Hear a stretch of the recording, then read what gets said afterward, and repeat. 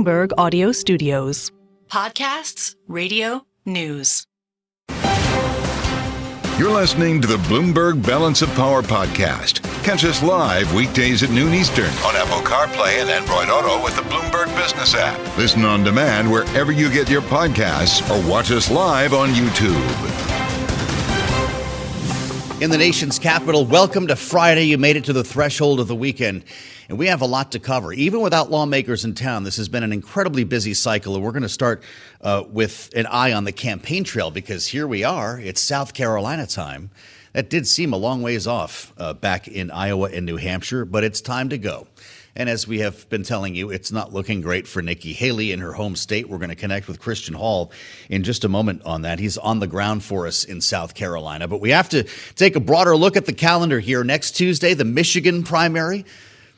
It's not a question of who's going to win. Joe Biden will be the Democratic winner in Michigan, but there are questions about the margin with a lot of concern by Arab American voters in Michigan about what's happening right now in Gaza.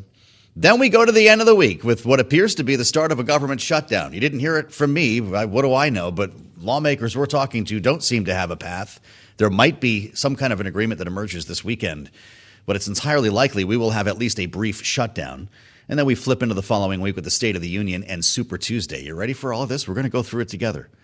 And we start right now, as I mentioned, with Christian Hall, who is in South Carolina for tomorrow's primary. Christian, it's great to have you. I know you're bombing around the state right now, joining us by phone. It looks like Nikki Haley loses between 20 and 30 points. I don't want to act like I know what's going to happen, though. Tell us what you're hearing on the ground.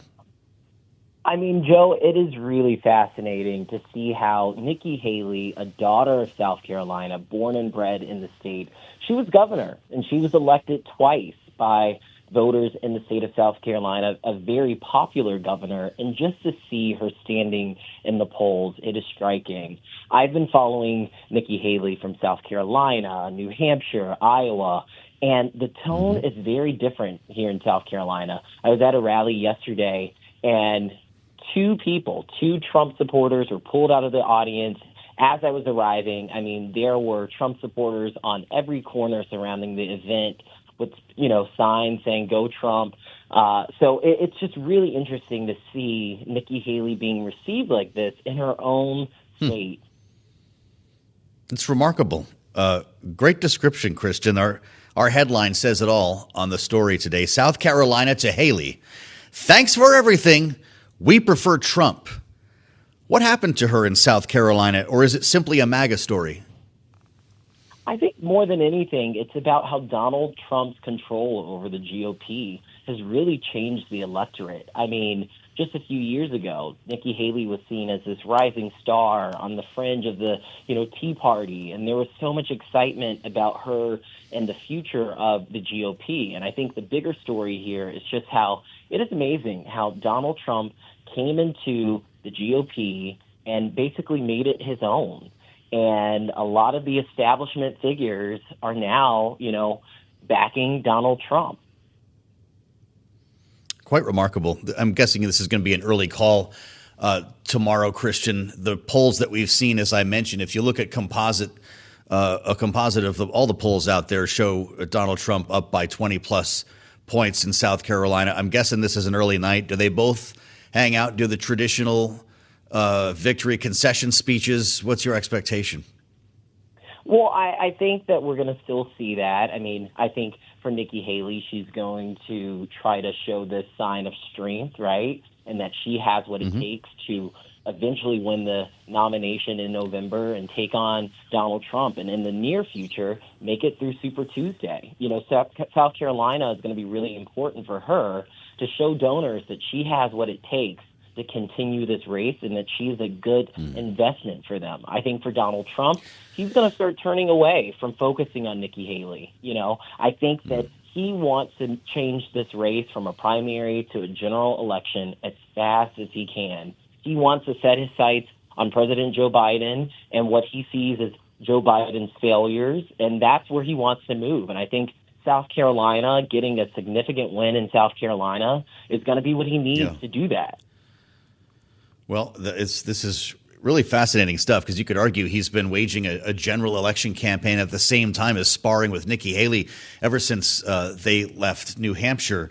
But we'll be tuned into what's happening tomorrow. Christian Hall, it's great to know that you're there on the ground for Bloomberg here. And keep your eyes on the terminal and, of course, Bloomberg.com for analysis. We'll be talking Monday about results from South Carolina, which should be interesting here. Headline on the terminal: more to hold Russia accountable on Navalny will come. That's from John Kirby at the White House, speaking for the national security team there. And a pretty interesting story that we're going to dig into a little bit later this hour with Bloomberg's Jenny Welch. Sanctions rolled out today formally, a new package against Russia following the death of Alexey Navalny.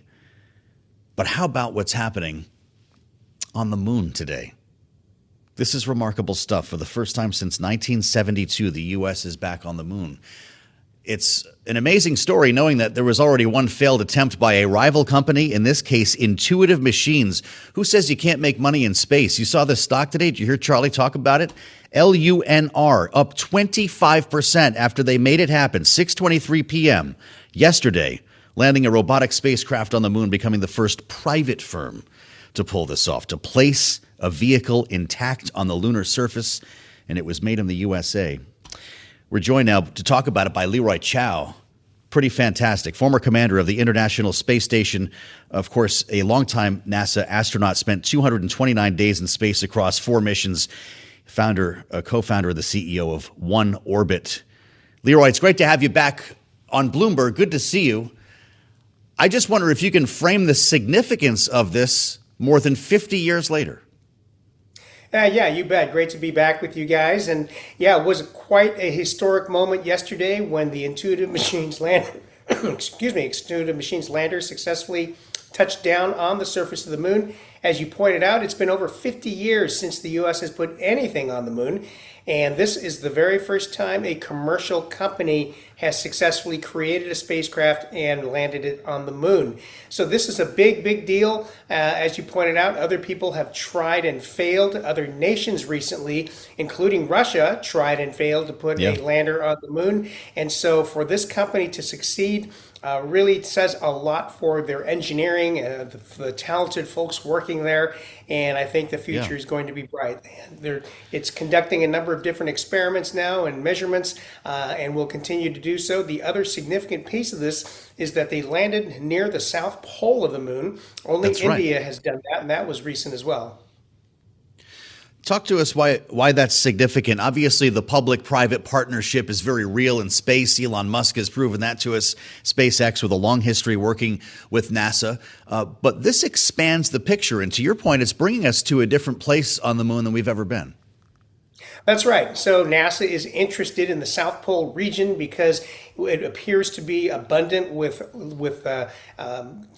ice water, particularly down in some of the craters like Shackleton Crater, which never sees the sun. So the temperatures are very low there. And that's where NASA will probably want to establish a lunar base in the future for sustained exploration of the moon. The reason water is important, of course, we need water for life. It would be nice to not have to bring all your water with you on your expeditions.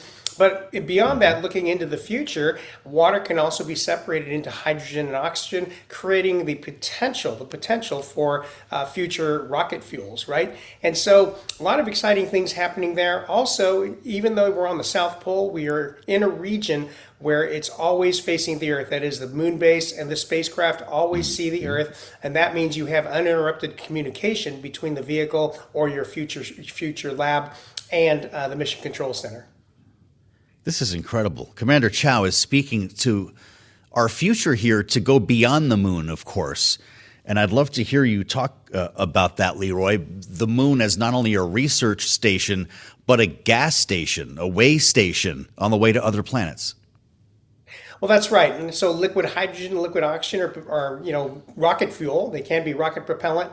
It was certainly used on the space shuttle for many, many years as the main propellant for the main engines, the liquid hydrogen and liquid oxygen. But of course, those were loaded here on the Earth. If we can launch empty spacecraft or nearly empty spacecraft and refuel them in space or even near the moon or even on the moon, then we've created the potential to go much farther into space. So current architectures don't envision or don't rely on taking the water ice from the moon and converting it into rocket propellant, but it certainly is something that's possible for the future. Fascinating. This lander here specifically from Intuitive Machines will someday have people on board.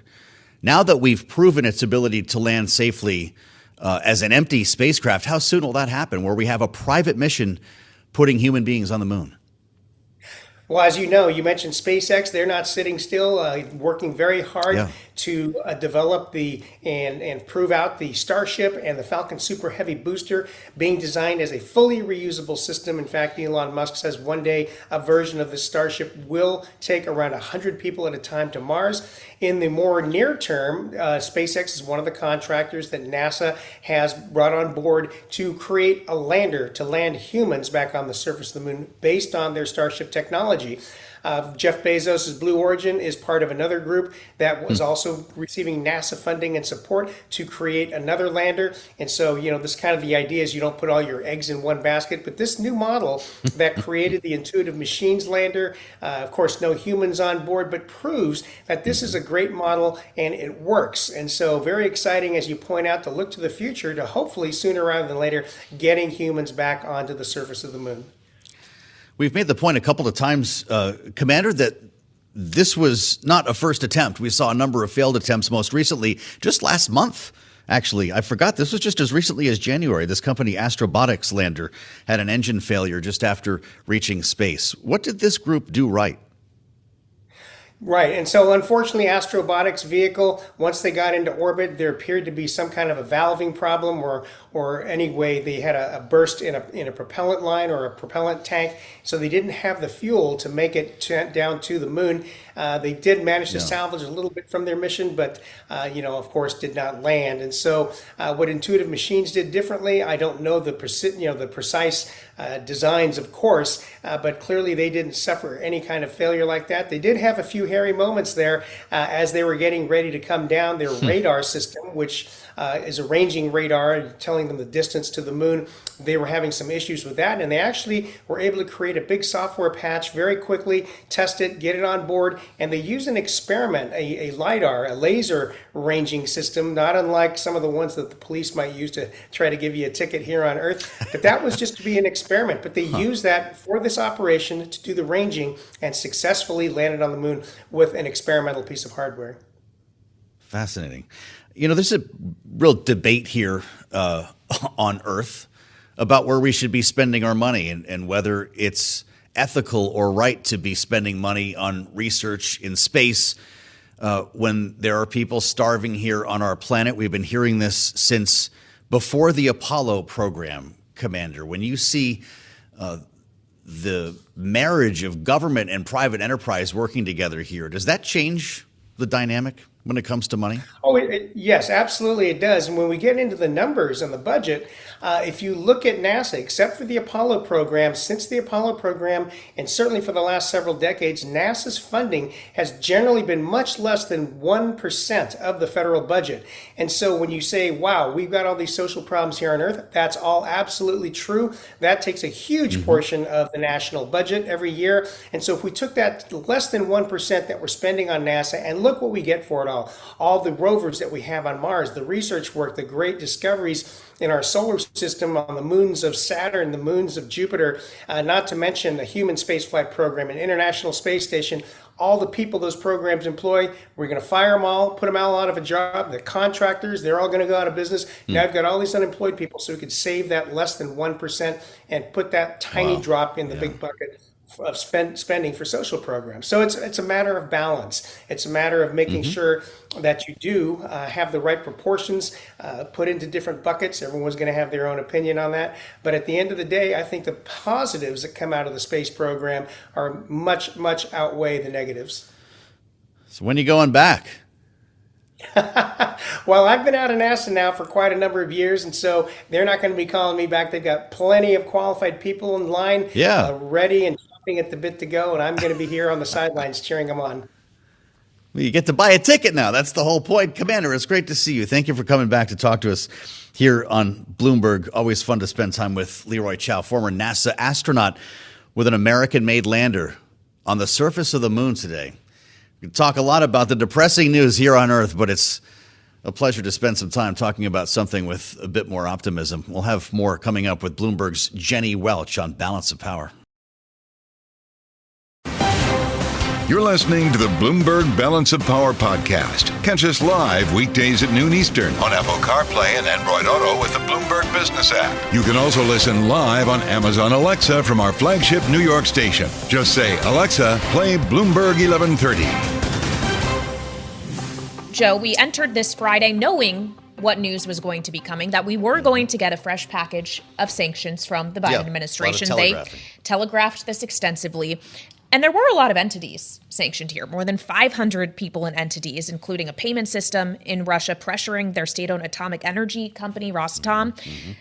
But what's also significant is what was not on this list, not going after the Russian metals industry, not going after energy, and I'm sure political calculations here at home about what that could do to the U.S. economy and to inflation factor into that. Yeah, it's interesting here. The biggest one-day sanctions package after what we were told was the biggest ever round of sanctions against an economy the size of Russia. And look, there are still questions about the impact or not that these sanctions have had already. Naming names, I guess, is one thing. Like you said, 500 people and entities, but whether it changes behavior, brings people to the negotiating table, these are big questions right now as Ukraine starts to run out of time. Absolutely. And it's a question we can pose to General Mark Kimmitt, who is joining us now in Washington, retired Brigadier General in the U.S. Army, and of course, former Assistant Secretary of State for Political Military Affairs. General, always great to see you here in the studio. So Joe asks the right question. We have new sanctions. Will they do what others to this point have not, change the behavior of Vladimir Putin? Probably not. Vladimir Putin is in a war to win it. He has put his economy on a mobilization for war. There are no critical materials that I see being sanctioned that would prevent him from being able to carry out the war in Ukraine.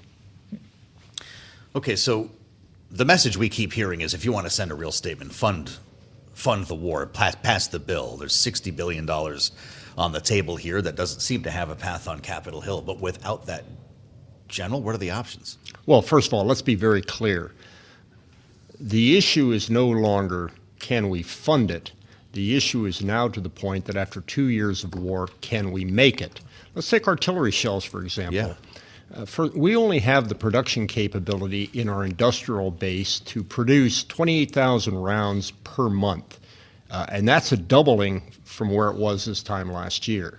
We hope in 2025 to be able to produce 100,000 artillery rounds per month. The Russians some days fire 60,000 rounds at the Ukrainians. We just have such a shriveled military-industrial base that we don't have the capability, and neither do our European allies, to meet the demand of the Ukrainian battlefield. Well, but it's Russia's industrial base that the Treasury Department has said they're really trying to target here. In fact, Wally Adeyemo, the undersecretary, was on Bloomberg earlier today and had this to say. Take a listen. Important to remember that our objective remains the same, going after Russia's military-industrialized complex and their ability to earn money to prop up their economy and buy the goods they need to fight the war they want. What we're doing today is we are furthering those actions by going after companies in Russia that are helping to build military equipment. So they say that's their aim, General, but how far would the U.S. have to go to hamper Russia's ability enough if our own ability is subpar, as you say? Yeah, I think that's critical in certain areas. There may be some supply chain shortages that we can impose by the sanctions package, perhaps on one or two types of systems, especially the high-tech equipment that they're using. You remember at the beginning of the war how they were harvesting transistors from the battlefield.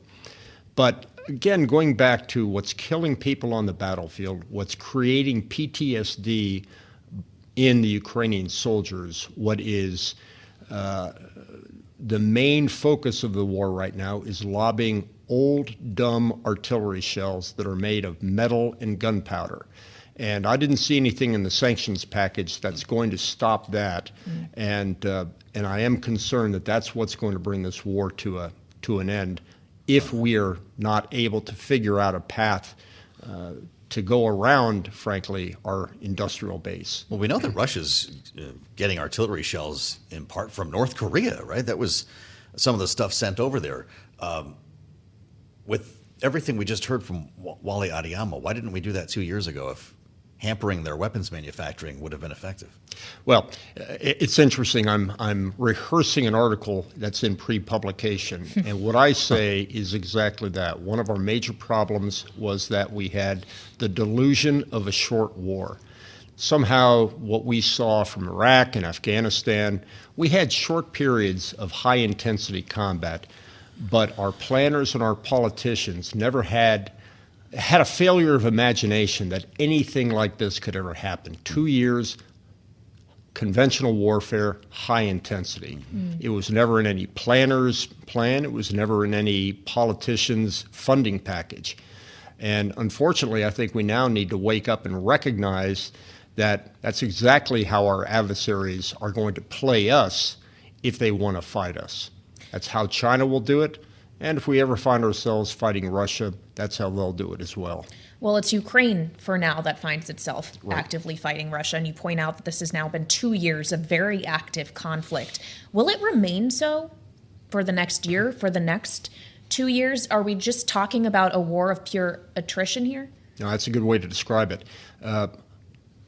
That's perhaps the medium case. The best case, of course, would be the war ends through negotiations right away. The worst case would be that no, in fact, these shortages give the Russians the capability to break through those front lines of the Ukrainians through their overwhelming supply capabilities and their overwhelming troop numbers.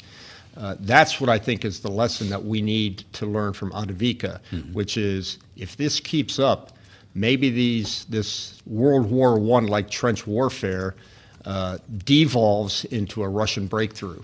We spoke last evening with Poland's foreign minister, Radoslaw Sikorski, who was very serious about the lack of funding and was going to deliver that message. He was on his way to Washington last evening. He'll be meeting here this weekend with the Secretary of State. And I'd love for you to hear what he had to say about his message to Capitol Hill. Let's listen.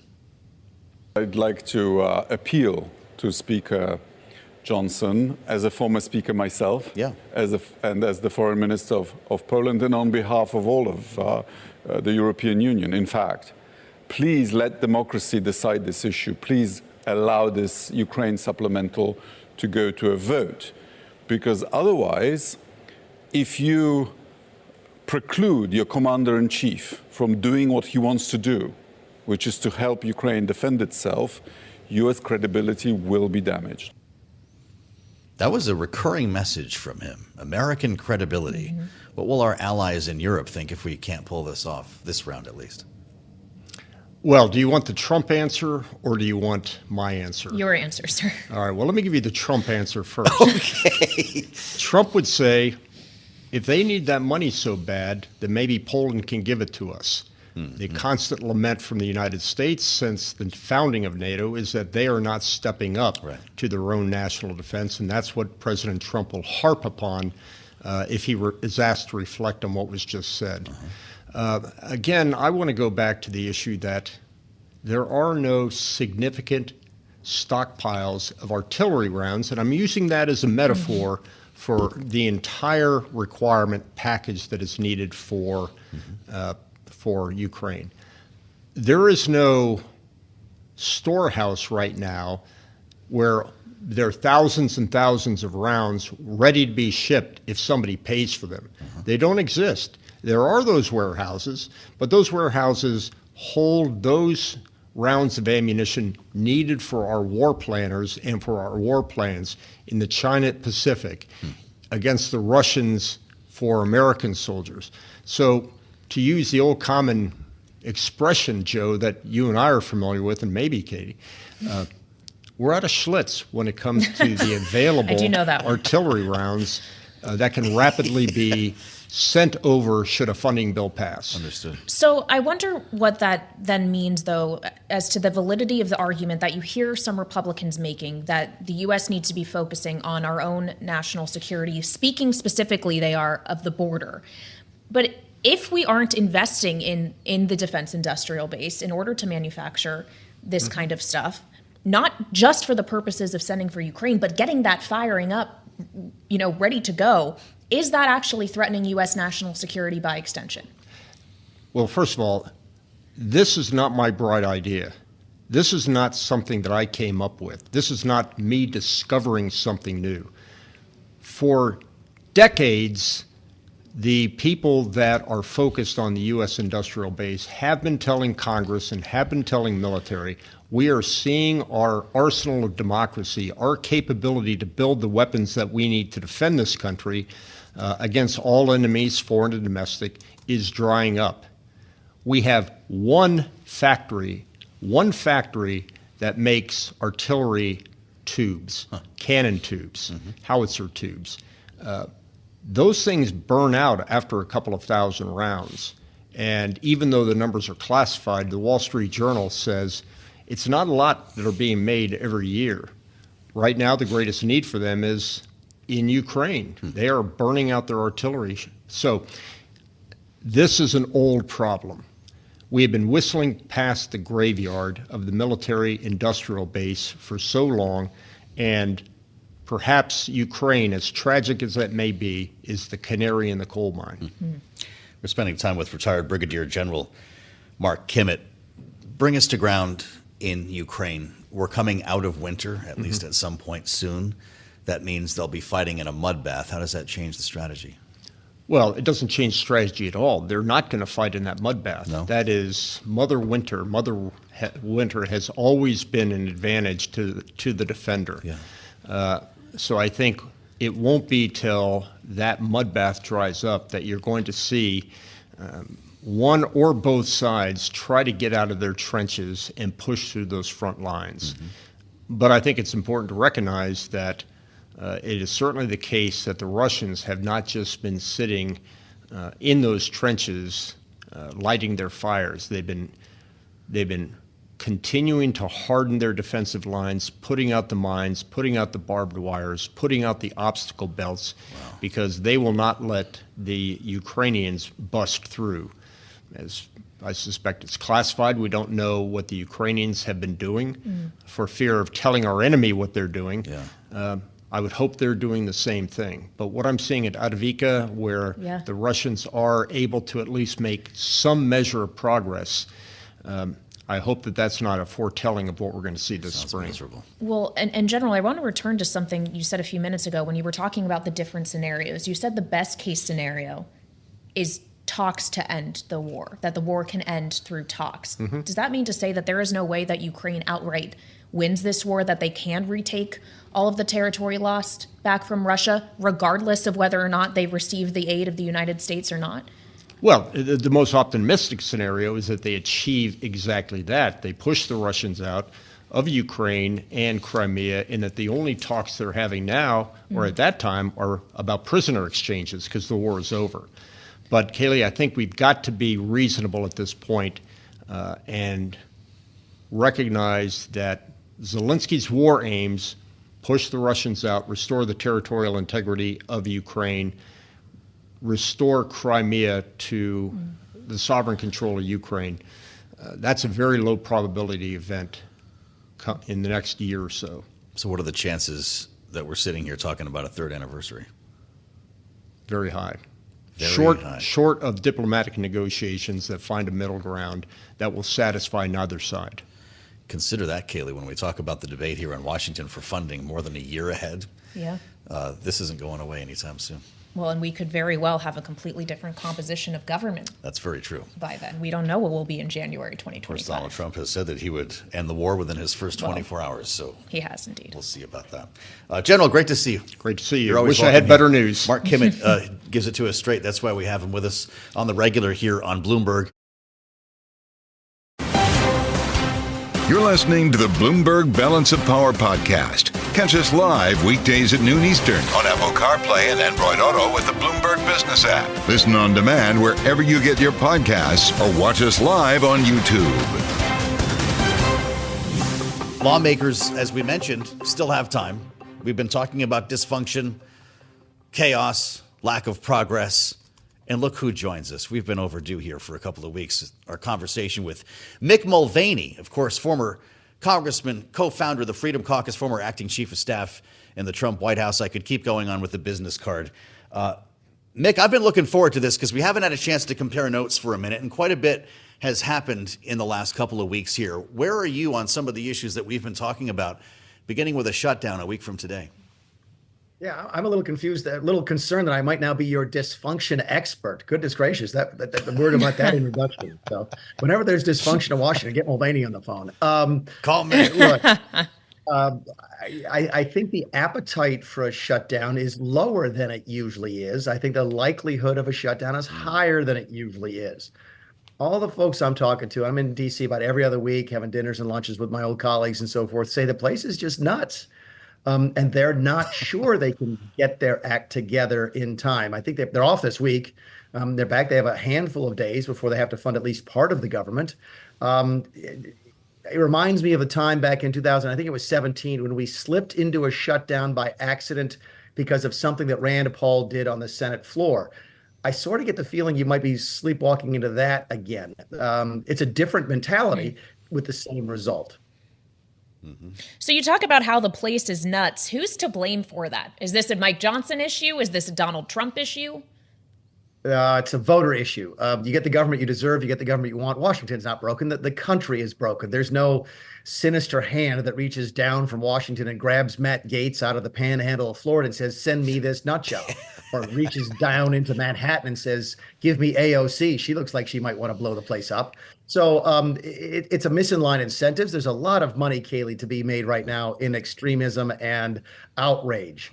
You look at the squad numbers, the fundraising numbers the squad had. These are numbers that I had never seen for low-ranking members of the House when I was in the House, in the United States House of Representatives. You talk about millions of dollars per quarter being raised by fringe elements. That's where all the money is. That's where all the energy is. And when those incentives align like that, you know, why vote to keep the government funded when you can make a bunch of money by keeping it closed? Well, it's hard to remove what's happening, I think, to Kailey's point, on Capitol Hill from what's happening on the campaign trail, at least to some extent. Mick, we're going to a state that you know real well tomorrow, South Carolina. It's time for the primary. It's time to actually vote. And I wonder what this is going to feel like when Nikki Haley loses as badly as the polls seem to suggest in her home state. Yeah, it's really strange. I'm sitting here right now in South Carolina. I haven't voted yet. Voting's been open, I think, for about 2 weeks. I'll vote tomorrow morning early. By the way, curiously, you know, everybody says Nikki's still staying in the race because if Trump gets hit by a bus or something, she'll be the only person standing. Right. That's not true. In fact, tomorrow on the ballot, I can vote for Chris Christie. I can vote for Vivek Ramaswamy. I can vote for Ron DeSantis. Those names are still on the ballot. And nobody's actually ceased their campaign. They've just suspended it. And if Donald Trump gets hit by a meteor tomorrow, all those folks will come back in the race. But look, she's going to lose badly. Her own metric a couple weeks ago was she said she had to do better here than she did in New Hampshire. She lost New Hampshire by 11. I think that's a reasonable metric. And she's not going to come close. The best I've seen her doing in the recent polling is losing by 20, and the worst is in the low 30s. So keep in mind there's no undecided voters here, Joe. We all know these folks. I don't know. There's no amount of campaigning I think that's going to move the needle very much. Well, but Mick, these are also folks that voted Nikki Haley to be governor of the state. They just apparently don't want to see her president of the country. And we were speaking with our political panel a few moments ago, this idea that some in the Republican Party suggest that Nikki Haley turned her back on them. Is it the Republican Party turning away from Nikki Haley or Nikki Haley turning away from the party? Which way is it? Yeah, I don't know if I'd articulate it like that, but I get the sentiment. Let's see if I answer it this way, which is I think she's decided that she's all in on being anti-Trump at this point, and that this is it. There's no coming back from this. You don't come back from attacking him the way that she has. You certainly don't come back from attacking him on Saturday Night Live. He watches Saturday Night Live like I go to Mass. It's just that's part of his culture, right? She's cast her lot now with the anti-Trump wing of the party. And that may pay off big time in corporate boards in the future. I don't think it pays off with politics. Is that her turning her back on the party turning her back on her? I don't know. But I think that's got to be the mentality here, is either wait around and hope he dies or make a bunch of money. I don't understand the logic any other way. There might be an explanation, but I can't see it. Wow, that's incredible. For someone who's been associated with conservative principles to the extent that she has and worked for Donald Trump, Mick, the way you're talking makes it sound to me like there's no 2028. This is not a dress rehearsal for the next election, that this is it now. If the party has truly gone populist, and it looks like it is, okay, by the way, we're not the only ones, but if it's gone truly populist, then is there a room for a fiscal conservative neocon like Nikki Haley sometime in the future? I'm not sure there is. And maybe she's looking at that same sort of environment. Keep in mind, she's probably not going into the administration in any way, shape, or form, which means how do you stay relevant for another 4 years? So, yeah, I think it might be in her self-interest to sort of make it or break it here, which is why I think originally she said, she might not stay in South Carolina if she thought she couldn't win by, at least lose by single digits. So now she's saying she'll stay in as long as the money lasts. And I think that's probably smart on her part. Well, and part of her closing argument, Mick, is this idea that it shouldn't be the primary election that matters to everyone, but the general election, and that Trump would lose to Biden and the general, she would beat Biden. We're not seeing many voters seemingly take that into account, though. Why do you think that is? That's never a compelling argument ever for voters. Every pollster will tell that. Every candidate will tell you that. When you're saying vote for me because I'm better at beating the other side, that means really that's your plan C or D or E. It didn't work for Mitt Romney. He was our electable guy against Barack Obama. That washed out badly. It didn't work for John Kerry. He was the electable guy against George Bush. That just doesn't sell, Kailey. When you hear politicians making that argument, it means that their first 2 or 3 ideas flamed out pretty badly. Huh. Wow. I'll tell you what, though. Look, I don't know if we're going to get a no labels candidate here, Mick Mulvaney. If the country thinks they want anyone other than Trump and Biden following Super Tuesday, Kailey, we may have to go to Mick's original plan here. Dwayne "The Rock" Johnson. I forgot about that. Mick, you still stand by that? Yeah, well, I do. In fact, I just wrote a piece in The Hill this week on the third party. There's a couple ways to look at it. Number one, I believe that folks are actually looking for a third party. I do believe that they're not happy with Trump versus Biden. Now, you could really make the argument that that's not true, because they've had a chance. I mean, they've had a chance at Dean Phillips. They've had a chance at Nikki Haley, and they've all said, well, you know what? We sort of like Biden and Trump anyway. So, but I got to feel that the data that No Labels has is right, which is that if you could find the right third party, you could make waves here. Up to and including possibly stealing a victory. It's a generational type of time where you could do it, but there's nobody to fill the role. And you can't beat something with nothing. And Dwayne "The Rock" Johnson has shown no interest. Oprah Winfrey has shown no interest. Taylor Swift, name me somebody who could get sort of the national approval ratings that would launch them into a viable third-party role. There just isn't the person out there that fits that description. So while the environment is right for a third party, I don't think the people are right for a third party. No Labels is going to struggle to get anybody who does better than just a protest vote. Well, RFK Jr. did get a 15% in the Quinnipiac poll this week, but I guess we'll have to leave it there. Mick Mulvaney, always great to have you on the show. Thank you so much for joining us. Of course, former congressman from South Carolina, co-founder of the Freedom Caucus, former acting White House chief of staff in the Trump administration. We always appreciate your time. I'm not sure many people have more titles than Mick. Our title is just what? Host of Balance of Power? If that. Thanks for listening to the Balance of Power podcast. Make sure to subscribe if you haven't already at Apple, Spotify, or wherever you get your podcasts. And you can find us live every weekday from Washington, D.C. at noontime Eastern at Bloomberg.com.